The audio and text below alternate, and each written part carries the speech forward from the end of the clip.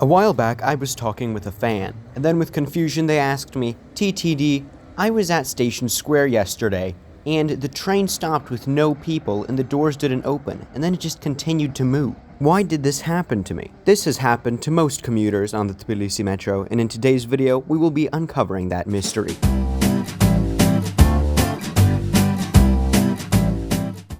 It may be at the exact time that you have to catch a train, typically at rush hours, in the morning or in the evening, and your train is arriving and you are ready to get on, and then it passes without picking anyone up at the station.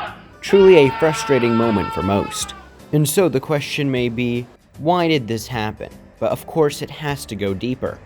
And so we need to find out, was this on purpose, or is it an issue with the metro system? Do the drivers simply just forget? But the real question that people don't ask is, where are they going? People see an empty train and they're just blinded with rage at why the driver didn't stop at the station and pick them up, but they don't think, what is the purpose of this train? What is the reason for its actions? And so, to understand where the train is going and for what reason and its purpose, we have to get into the basics of a metro system. Train systems, of course, have operating hours, unless if you're the New York City Metro and run 24/7. So just like you, they have a time when they're awake, when they are out and active. And when you get tired and the day is done, what do? Of course, you go to sleep. But people seem to forget what happens to the operations of a city. Where do the trains go to sleep? And what happens when a metro system is closed or closing?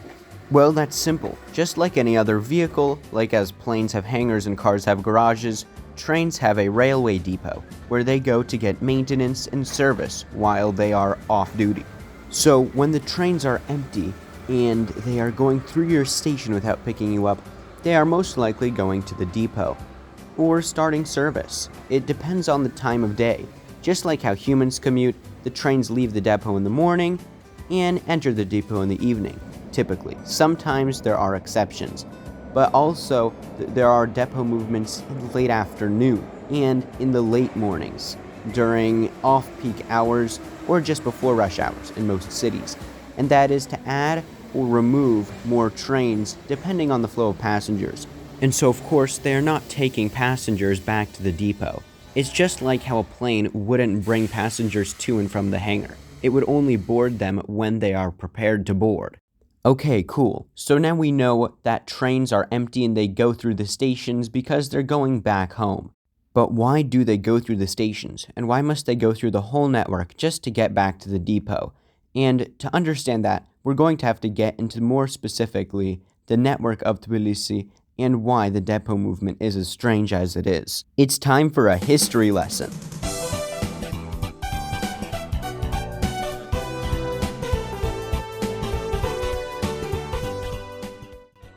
To understand why things are the way they are now, we need to learn some history, and that starts in 1966, when the Tbilisi Metro first opens with 6 stations on a single line section. And of course, that meant that there had to be a depot for these trains, and that was built in Natsaladevi, which is right next to the Electro Depot station, coincidentally. This depot stored the 3-wagon trains that were used on the first line. The next extension of the Tbilisi Metro was in 1967, only a year after its opening, which led to rapid growth of the city and of the network itself. And this, of course, meant more trains and another depot. But this new depot wasn't constructed until 1985, so let's see what happened before 1985 to find out why this depot had to be constructed in the first place.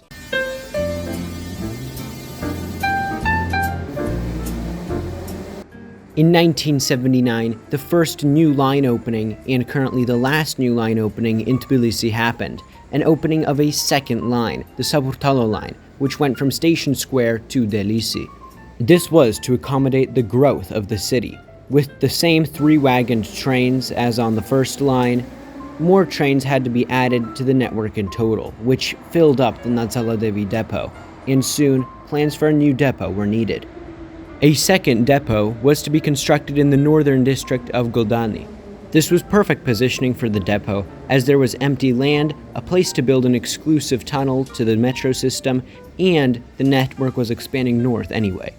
This would also lead to greater organization for the Tbilisi Metro, as now there were 2 depots and there were 2 lines. So the first line got the newer Goldani depot, while the Saburtalo line was exclusively operated using the Natsaladevi depot. But because of land constraints and the fact that the Saburtalo line was fully underground, the Saburtalo line depot and the Goldani depot were all on the first line. And so, if you were a Saburtalo line driver, your trains were parked on the first line.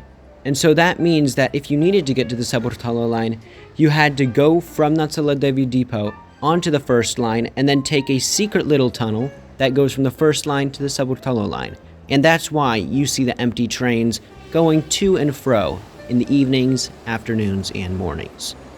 And the way a train gets onto the main tracks is that there is a merge track from the siding of the depot to the main tracks, which is just like how it works at any other rail yard. If you would like to support my content, please like, subscribe, and join my Discord server. The link is in the description below. As always, I'm the Transit Diaries, and stay tuned for more.